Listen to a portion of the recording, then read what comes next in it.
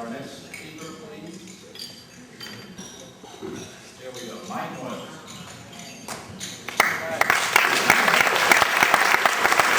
Bill recognized George's talents and arranged for him to train the Corps. Weekly training sessions began in July of 1960 in Williamsburg. The Corps, though young, progressed quickly and within months had learned 13 authentic tunes with corresponding drum beats. George introduced the point system and the passing of tunes and beats for rank, a system still in use today.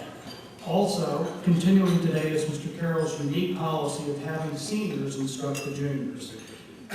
In '61, George's enlistment ended and Mr. Geiger wasted absolutely no time in hiring him as the first music master and drum major. Under his leadership, the Corps grew in size and reputation and became one of the premier fife and drum corps in the country, as well as a leader in the return to the ancient style of fifing and drumming. The Corps often played for presidents and world leaders and also traveled to New England musters, including the Connecticut State Convention. In 1965, the Corps received its first regimental uniforms. In '67, they made their first trip outside of the United States to participate at the Canadian National Expo. George was a disciplinarian, we all know that. He expected the best from everyone, but who could ever forget how he conveyed disapproval by lowering his head and giving you his famous piercing stare.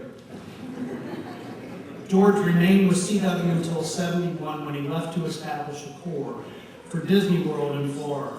A standard had been set as he left behind a corps that achieved national recognition and won with a repertoire of over 50 tunes for the senior corps alone. On a personal note, many of us have done well since those days, but few can claim to have reached the top of our professions or absolute excellence in all that we have undertaken. The exception to that is our time in the Corps, and we will always be confident that at least once in our lifetime we had an opportunity to be the very best at what we did. It is under George's leadership and his setting of high standards that this was made possible.